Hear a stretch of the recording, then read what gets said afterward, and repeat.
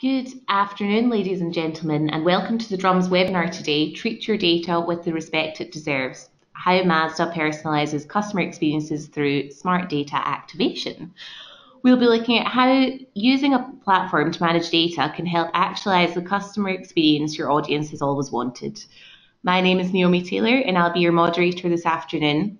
We're joined by Anoma Van Eden, Chief Marketing Officer at Really42, and also Robert Vonk, Manager of Online Marketing and Data at Mazda, who will be divulging their insights into treating data with respect.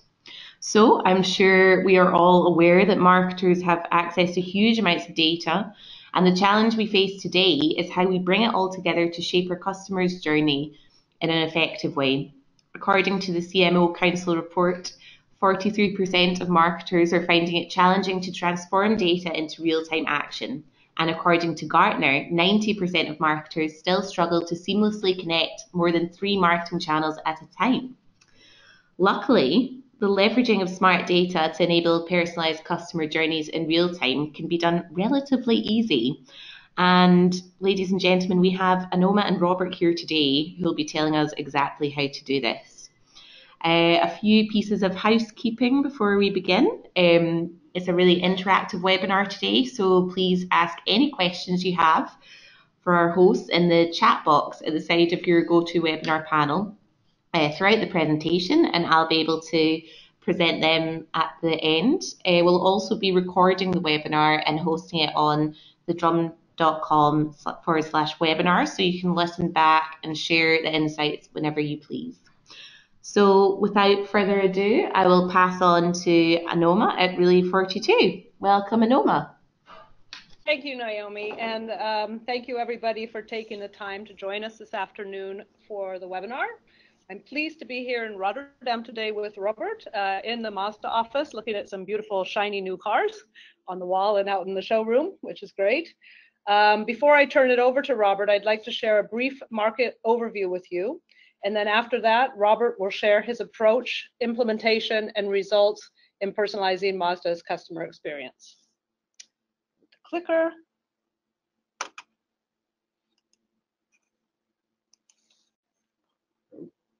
So to begin with, as Naomi actually just mentioned, we're all very aware that data, marketing technology, associated channels, and devices have been growing dramatically in the past several years.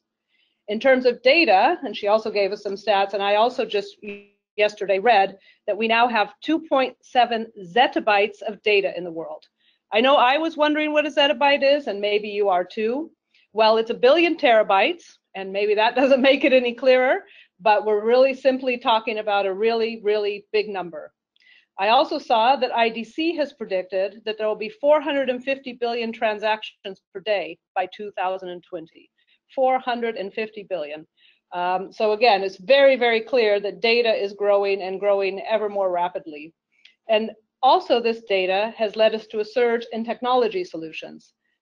Specifically on the MarTech side, which most of us in marketing are working with you, I'm sure many of you have seen Scott Brinker's slide on marketing technology landscape, where we've grown from 150 vendors in 2011 to almost 5,000 in 2017.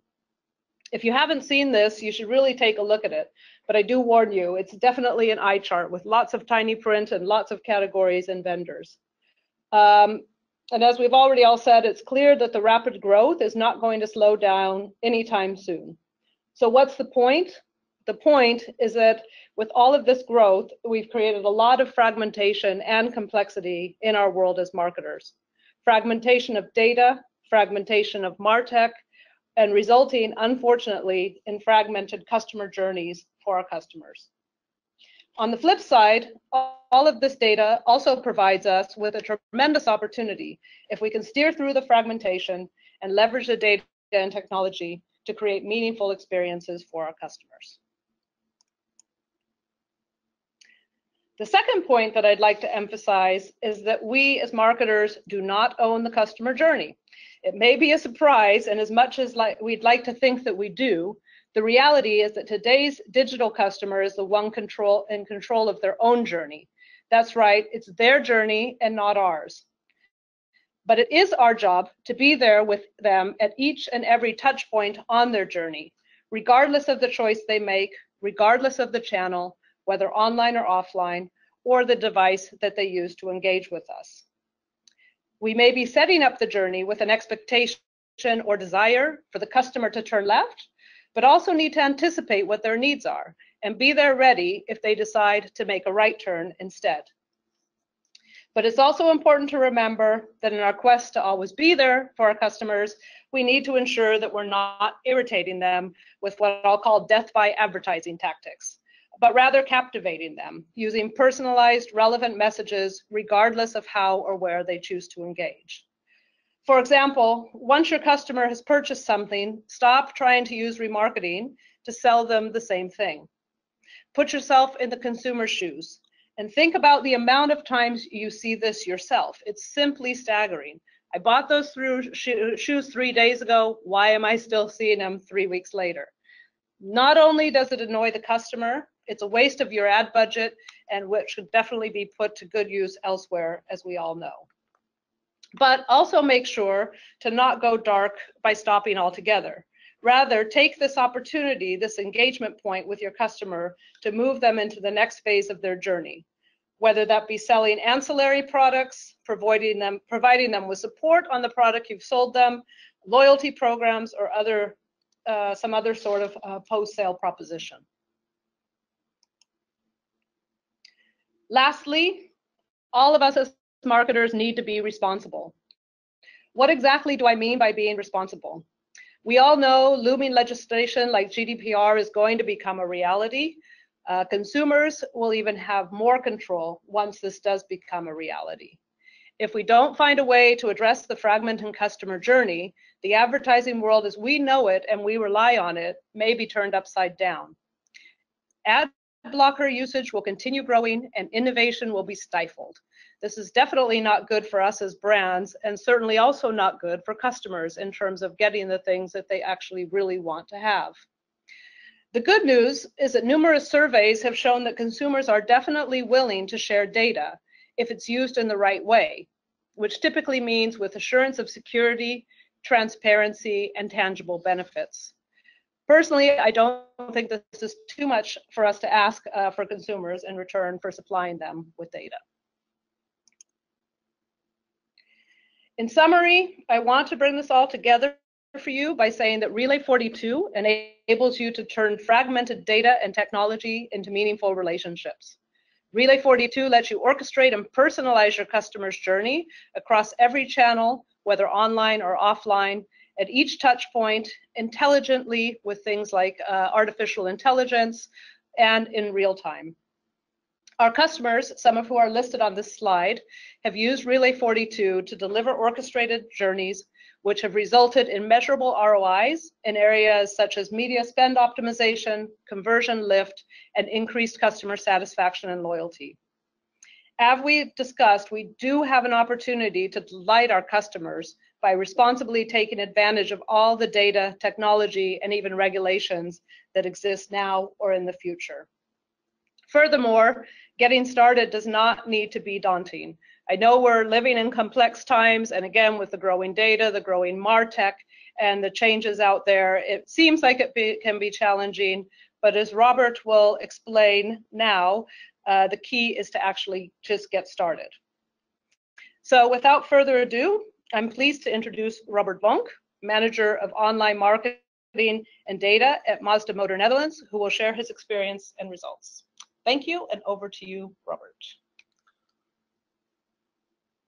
Thank you, Anoma. So some very impressive numbers and some very complicated words. And as Anoma already ended, what I'd like to share today is specifically how to actually do something with it and to get yourself going. Because obviously, I think as marketers, we can all relate to the big number of technology that comes towards us and all kinds of things we need to do. But how to actually get started and to create your own success. And that is what I want to discuss today. So as already said, I'm the Manager Online Marketing and Data at Mazda Motor Netherlands. We are the official factory importer of Mazda here in this country. But first, I would like to give you a little bit of background of our market, a little bit of idea of the playing field, and also why this project started. Because this kind of advertising that you see now is what we are facing. So we're working in an industry where you have 20 or even more big players with enormous marketing budgets, and that have the power to throw enormous amounts of money towards their customers and their marketing strategy. Now you have to know that in the Netherlands specifically, but in many more countries, Mazda is not the biggest brand. We have a relatively small market share, but we are very ambitious. So the past few years we've actually gone through double-digit growth, but we don't have those enormous budgets that some of those brands that you see on screen right now have to do their work. So what can we do?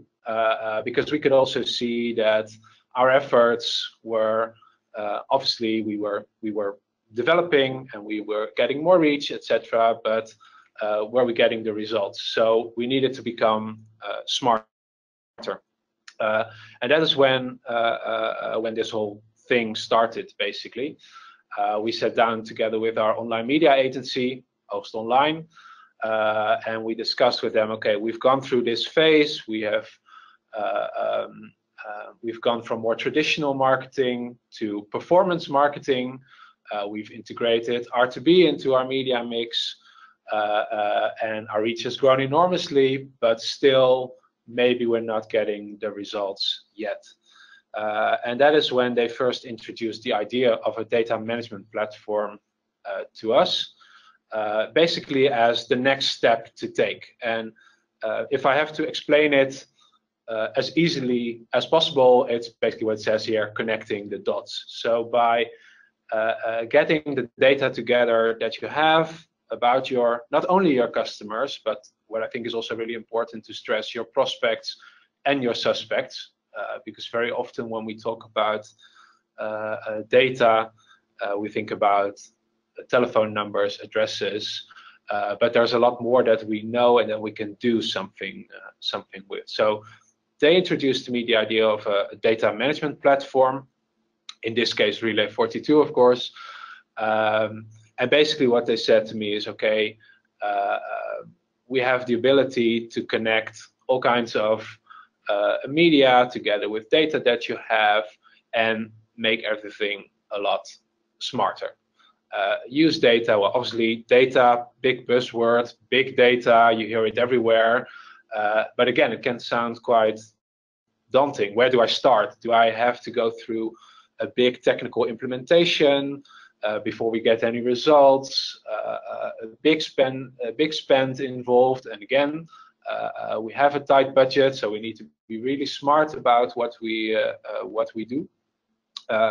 And again, still under the supervision, if you like, of Host Online, we just started thinking about a couple of customer journeys that we could improve if we connected some of the data points together. So just looking at what do we know, what they do on our website, what kind of opportunities do we have in our Google AdWords, in our R2B, etc. And we thought about a couple of use cases that we could, we just brainstormed on them, described them, and thought about how can we make this happen. So we made a selection of the use cases that were easy to implement and that would get us results fast. And one of the that led to being up and running quite quickly. So this wasn't a year-long project. Just 3 months after we decided to go ahead, we were up and running with our first use case. And it might sound really small, but we just used the insight. Not everybody that is visiting our website is on the lookout for a new car. We also have people that visit our website because they already own a Mazda, because they want to log into My Mazda, etc. And with this knowledge, we could devise our first use case, which was simply excluding them from all our marketing activities that were aimed at getting them to buy a new car, because obviously they were not open for that, so we wouldn't lose any new leads, and we would just save money. And after a couple of months, we were looking at the results. We did some A/B testing in our audience, and I was quite happy to see that with this very simple use case that was up and running in just a couple of months, we were able to save 8% on our online media spending. So for us, that was already quite a lot of money. If you're a company with even bigger budgets, 8% is a lot. And obviously, we didn't give 8% back to our finance department. We spent it on other stuff that we wanted to do. But it was a great start.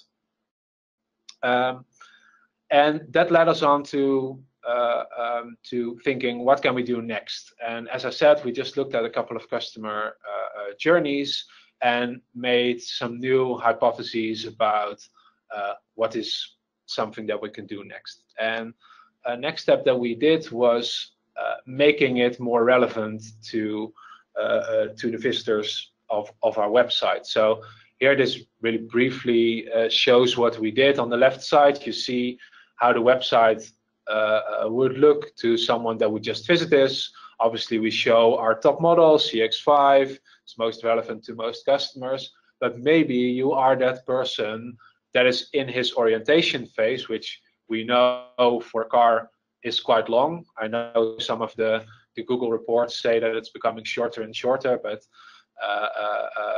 there is a long time in which people think about this new car. And maybe you're in the market for a Mazda 2. So then you'd much rather see a Mazda 2 rather than this CX-5.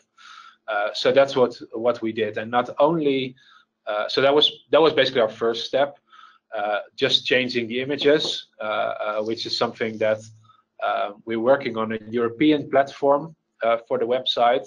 It can sometimes be difficult to get things changed, but the system allowed us, because it connected all the knowledge that we have of the data, our marketing, but also our platforms such as Mazda.nl, to replace these images from the system of Relay 42.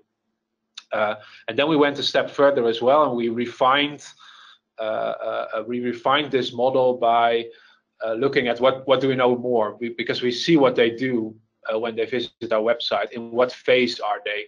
And that's what you see in the image on the right, is where not only we personalized the image, but then we also started to personalize the headline and the call to action. So if this is your second visit and we've only registered that you have interest in Mazda 2, then we'll just show you image of Mazda 2 and a very generic headline. But if we know that you've already gone through a configuration and you've maybe looked at a couple of offers, then we can be quite hard, basically, and just say, get your quote now, which is something that we would never put on the front page of the website. But because we have this data, we can do this, and we only show it to the people for who it's relevant. So again, this was all a test and learn approach. We constantly look at the data. Here again, we did A/B testing, so we had a couple of people that we kept in a smaller group, and the bigger group we showed them this personalized way of getting data to them.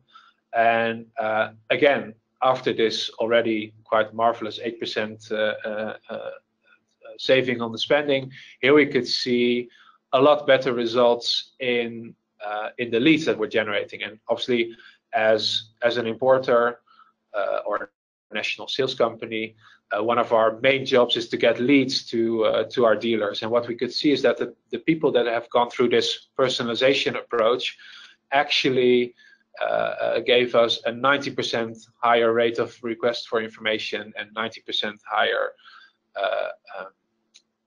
number of dealer leads. So I think quite fantastic results, to be honest. You can imagine I was quite chuffed when I saw those those figures coming up from our agency.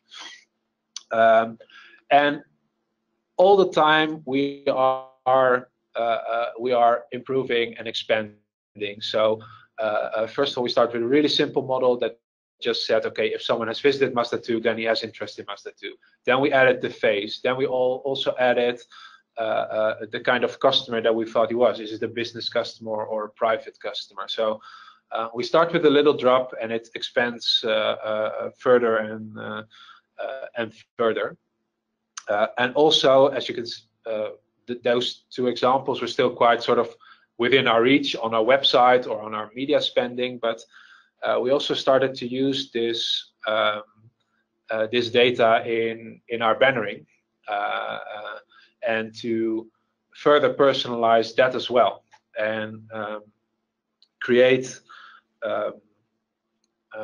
banners that fit with the orientation phase that they're in, and also adjust the messaging. And there again, we had some really cool results, because we could see that actually our banners became 2 times as effective, again measured in conversion ratio to leads. So we were just able to really personalize that journey of the customer, not only on our website but also on other websites through our display ads. So again, a really nice result. And all these steps, they just came along. Every time we thought of something new, and we changed a little bit to make it better and better. So I think I have a couple of takeaways right now, which I've already shared with you. But I think one of the main things is, it's been said before, but it can be quite daunting, but I think it's really important. Start small. Don't try to involve your whole company, connect your database, which might be an expensive and big system that lives in a database somewhere in a head office. Try to get it together. Obviously, those are steps you can take in the future. But if you don't have any successes to show, how can you motivate people to work together with you? And that is what you do by testing and learning and getting those results together. And so start small means start small in use case, but also the team you work with. So we did this. It was myself. It was a couple of people in my team who was our online media agency, and we all knew what we wanted to do. We knew what we were talking about, and we could move quite quickly. But obviously, we had these great results. So one of the next steps was to celebrate the success and share your results. And what happened then was maybe even more amazing than getting those great results was getting people on board and sharing it with people that might not completely understand what's going on, even in some cases find it a bit scary of what can you do, but then saw the results and saw how they could help our business along with a better user experience, better customer experiences, more results, and that really helped to get this on the map. And also we started with a proof of concept where we had an interesting agreement with Relay 42 to start with, because we wanted to have results, and we could actually, after those 3 use cases that I presented to you, we could actually make the business case for the cost that was involved versus the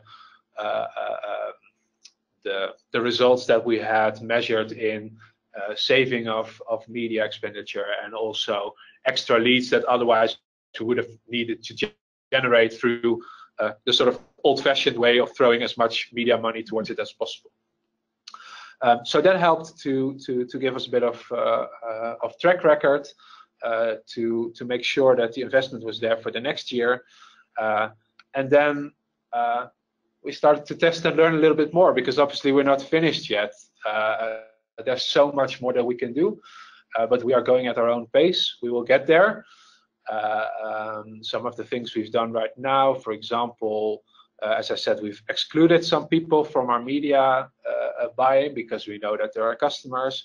Obviously, we can do much cooler stuff than excluding them. We can also show them something that is relevant to them. So right now, we're showing those people a message to change their cars into winter tires, for example.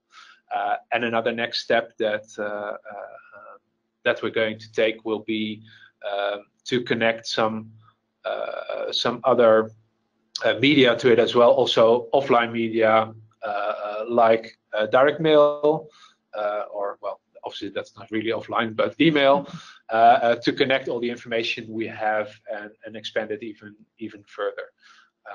So yeah, I think that is a lot what I wanted to show. So we're expanding even further. As I said, we're not done. There's more to come. We're going to expand even more. Obviously, the technology will evolve, and we're also constantly tweaking with the things that we've got running. But we're building on it more and more. So that is a little taster, I would like to say, of how we have started to use our data in a smart way, make these better experiences for our customers, which is something that Mazda is really on about, is really within our blueprint, as we say. We want to make these customer experiences as best as possible, and we should do this everywhere, not only in the showroom or in the workshop, but also in our marketing activities. And I think the data allows us to do it that way. So yeah, I think that is what I wanted to tell you today. So I guess there might be some questions now. Thank you so much, Robert. That was great. Really insightful stuff there. You were talking a lot about expanding further. Can you share some ideas and thoughts on your plans with data management platforms at Mazda for the near future, maybe within the next 2 years or so?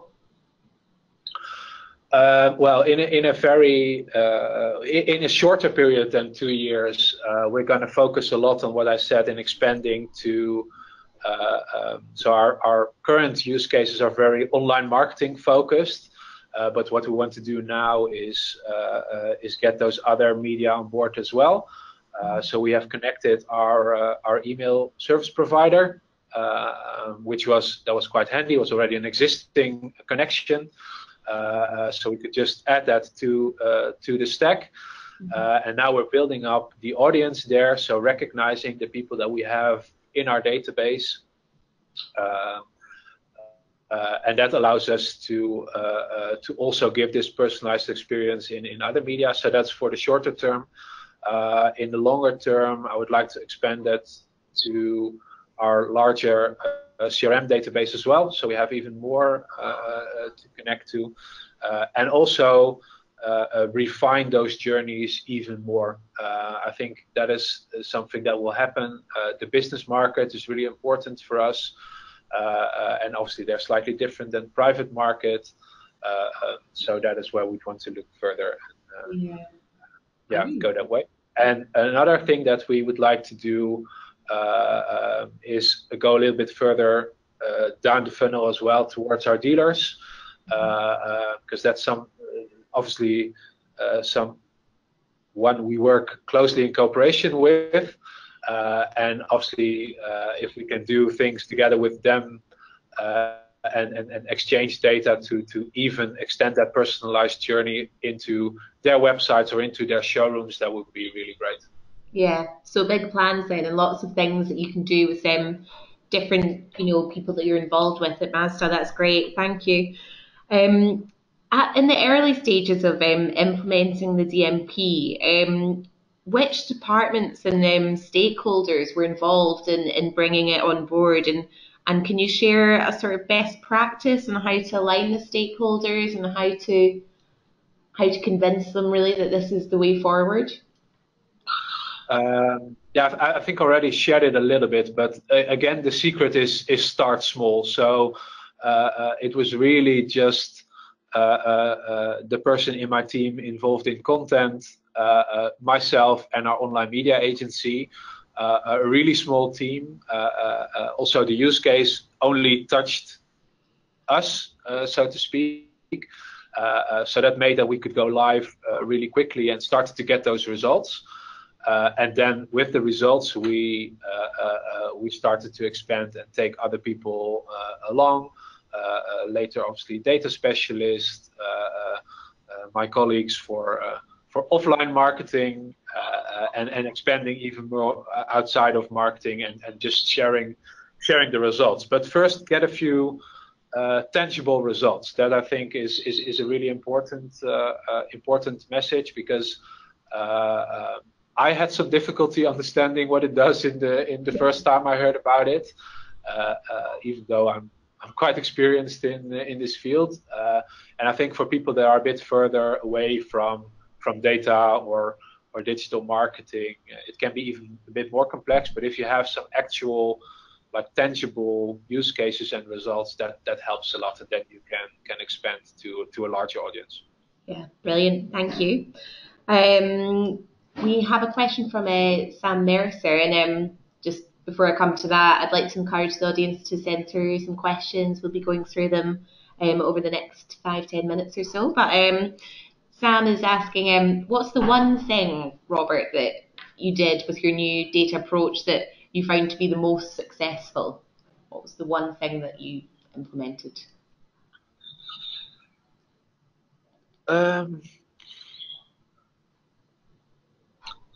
Yeah, I'm not sure if there's one thing. I think it's just more the fact that we're using that information that is out there, and that was sort of disregarded or not in use, and put it to use to create better customer experiences. I think obviously it's all nice to have better conversion ratios and stuff, but I think behind that is the fact that which is what I'm assuming, which is dangerous, I know, but is the fact that people that visit our website have a better experience when going through our website or when seeing our banner. So I think it must be that. Yeah, brilliant. Thank you. And Anoma, this is probably a question for you, really for you too. What industries do you think in particular are, relevant for DMP? Who do you think it works best for? Yeah, well, DMP is really a broad technology that can work in all industries. However, we see, and most of our customers are actually in banking, financial services, which we insurance as well, travel, a lot in airlines and online travel agencies, and we do see a lot in the energy telco space, and of course sitting here with Robert in automotive, which we don't have as many in automotive, but I think the thing that is clear there is it's really suited well for companies in the B2C space, people that have a large volume of customers that they're trying to get to, have a large volume of data. So there's really a lot that you can do with your own data, as Robert just mentioned, really finding out what's in there. A lot of people think you have to immediately enrich your data and bring all third-party things to get started, but you don't necessarily need to do that. We also see a lot in what the industries I've just mentioned, a lot of them are quite traditional. So a lot of times if you have disruptive competitors coming in with new business models and all of a sudden grabbing a lot of market share, this is also a way to start activating your data and really getting back in front of your customers and starting a dialogue with them. Yeah. So that's also. So do you think that having a DMP is quite crucial for keeping up with the competition going forward? Yeah, I think going forward it is, because I think, and Robert mentioned it himself, starting with one simple scenario is great because you can start to see the results and prove it already, but it's really about involving the whole organization and channels. And as I discussed, I mean, channels are just growing like crazy, and with the Internet of Things and everything else, we're going to get more devices, more channels, more touch points. So I think, yeah, this is really a great way to orchestrate that and bring it together without having to do everything at every single endpoint, if you will. So, and as new things come online, the benefit of a DMP such as Relay 42 is we are very open, so that you can actually basically connect, and then Robert mentioned that with his email provider, you could start to connect those things into this existing platform. Yeah. And if I can add something, I think it's also the expectations of customers have become a lot higher as well, because they might even have a stronger idea about what you can do with data than companies have, and they just expect that you have all your data tied together, and like they might come into a showroom and just say, but I'm still with Mazda, right? And don't realize that that's a completely different company. And I think this technology will help us to overcome that. Fab. Well, thank you so much, guys, for joining us today. I'm sure we're all now equipped and ready to take on the DMPs and provide some seamless customer journeys in the future. So thank you so much to Really 42 and Mazda, and thanks to our audience for listening in. You can listen back on all our webinars at www.thedrum.com/webinars. We have one coming up on the 14th of December, so please get involved with that. And without further ado, I wish you a pleasant afternoon and thank you for joining.